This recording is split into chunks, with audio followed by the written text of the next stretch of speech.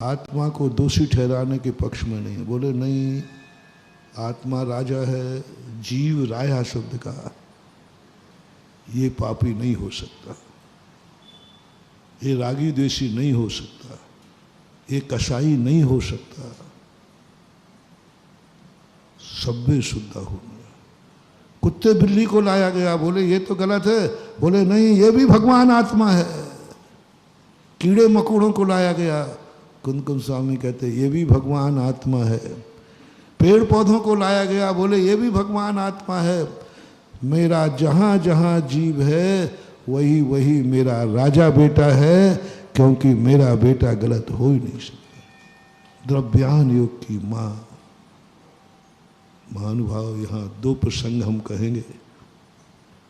इस माँ की बात को यदि सही मान लिया जाए तो, और माँ की बात को गलत मान लिया जाए तो बहुत बड़ी समस्या है। सही मान लिया जाए तो माँ ने कहा ना राजा बेटा, तो बेटा ने सोचा माँ तो कभी झूठ बोल ही नहीं सकती, और बाजार में निकल गया, आई एम गॉड, मैं राजा बेटा हूँ। पूरी जनता हंसी उड़ाएगी कि नहीं? क्योंकि जनता तो यही कहेगा, मुखड़ा देख ले रे दर्पण में भिखारी का बेटा है, खाने को है नहीं, पहनने को कपड़े नहीं, खाने को कपड़े नहीं, रहने को, और तू कह रहा राजा बेटा।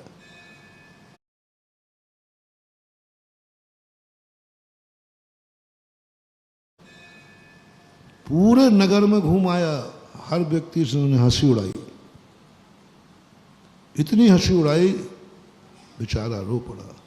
और माँ के पास पहुंचता है, माँ मुझे ये बता, तू साची है या दुनिया साची है? तेरी बात मानती हूं, मानी तो दुनिया हंसी उड़ा रही है, और दुनिया की बात मानूं तो तू झूठी सिद्ध होती है।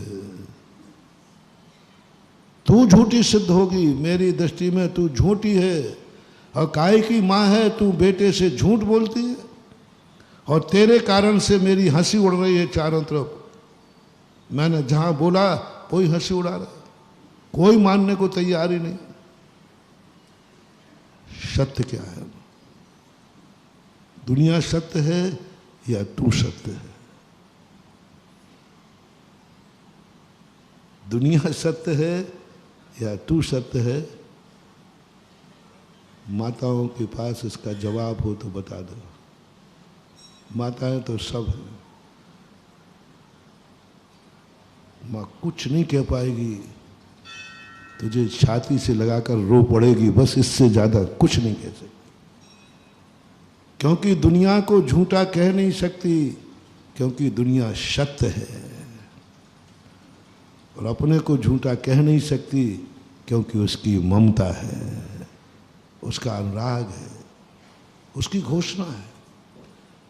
क्योंकि महान आत्माएं अपने मुख से जितने अच्छे शब्द निकालेंगे, उतनी तो सामने वाले का भविष्य उज्जवल होगा। महानुभाव, दूसरा मोटिवेशन लेते जाए। जो अपन से बड़े हैं, उनके मुख से जितना अच्छा शब्द निकलता है, जिसके प्रति, वही उसका मंगलाचरण है, वही मंत्र है। समझ लेना तुम्हारा काम शुभ होने वाला है।